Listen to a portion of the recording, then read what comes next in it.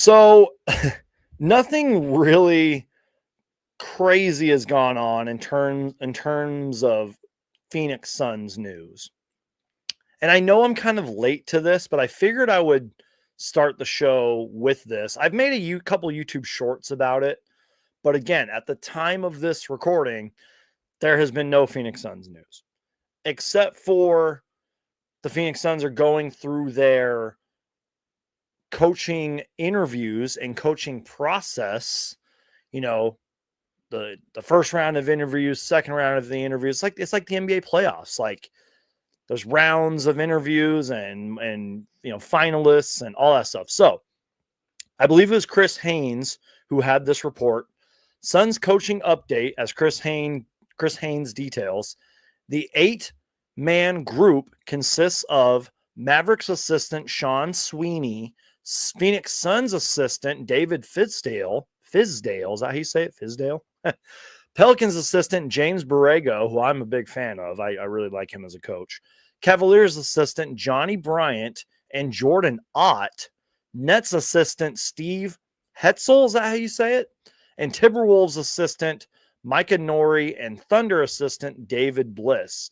But Jake Fisher, who I once had on this channel, did report that Miami Heat assistant, who's been with them for 11, 12 years now, former player, by the way, Miami Heat assistant Chris Quinn also advanced to the next round per NBA insider Jake Fisher from the Stein Line report.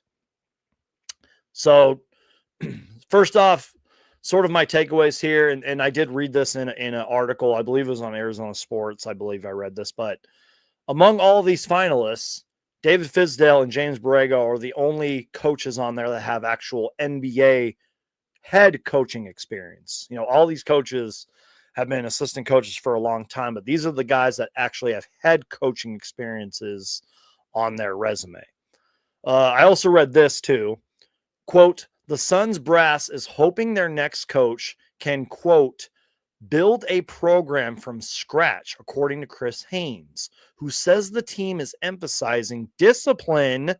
Let me repeat that. Discipline, accountability, and philosophical alignment with the majority owner, Matt Ishbia, and the front office. Phoenix is also prioritizing coaching candidates with defensive backgrounds. Didn't we have a coach who was a defensive-minded coach? What was his name again?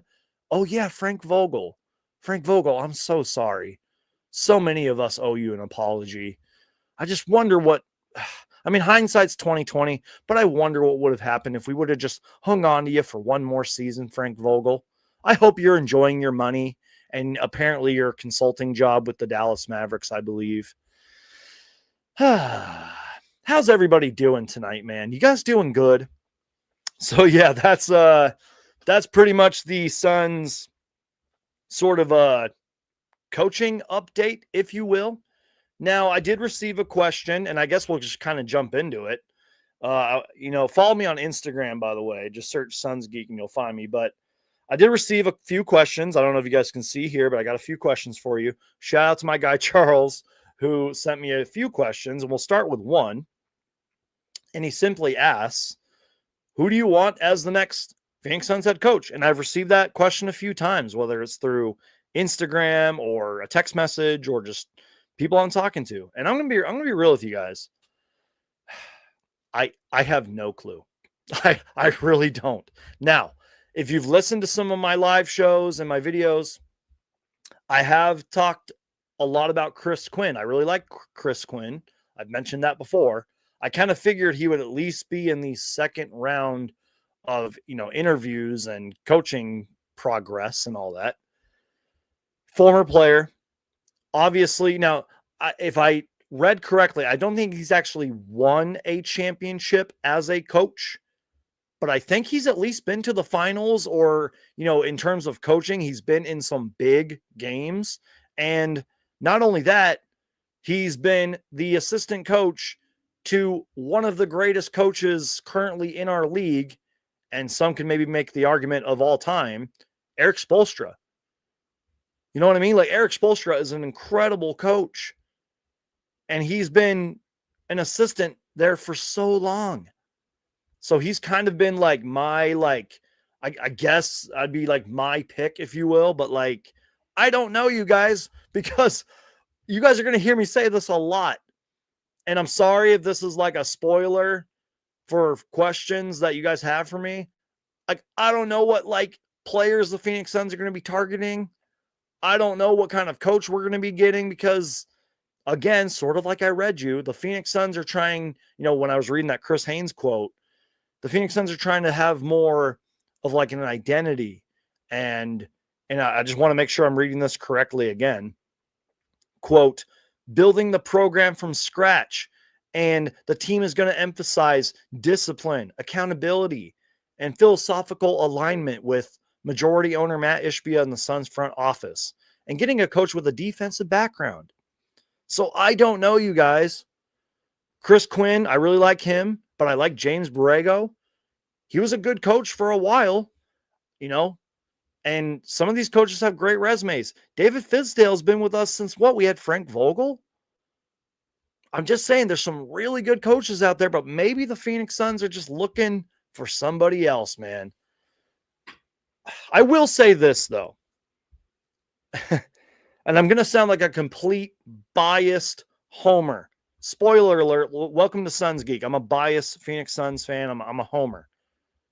But just like they're doing with Brian Gregory, whoever we hire, I feel like a good chunk of Suns fans, a good percentage, I can't talk, a good percentage of Suns fans are going to be kind of underwhelmed. They're going to react negatively to whoever we are going to hire. But just like I said with our new GM, Brian Gregory, please give this coach a chance.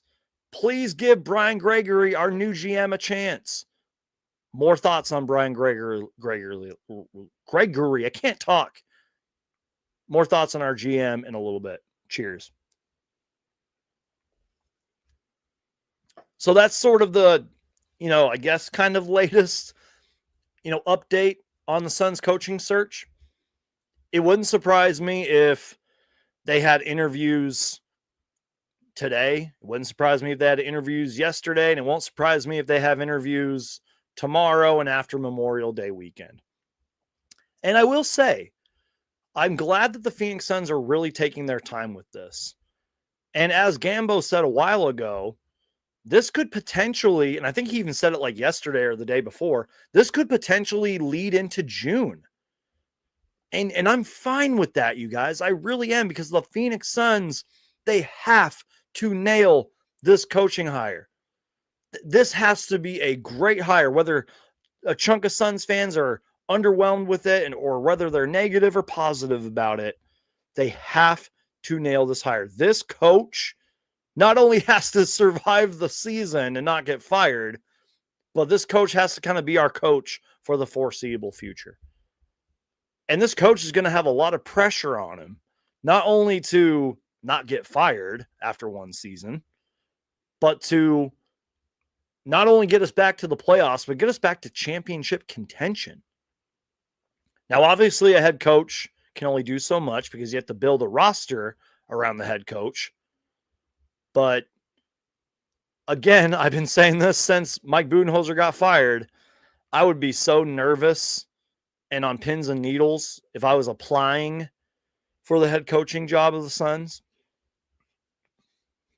because the Suns now have the reputation that if you don't make the playoffs or you get swept in the first round of the playoffs, that you're probably going to get fired.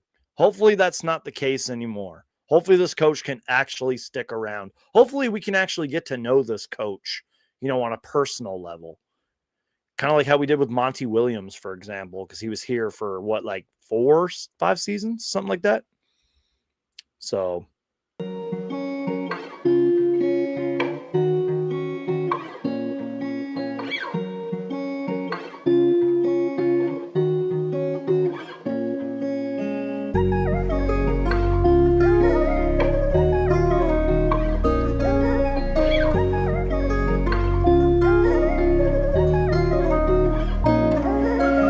What's up, Suns Geek?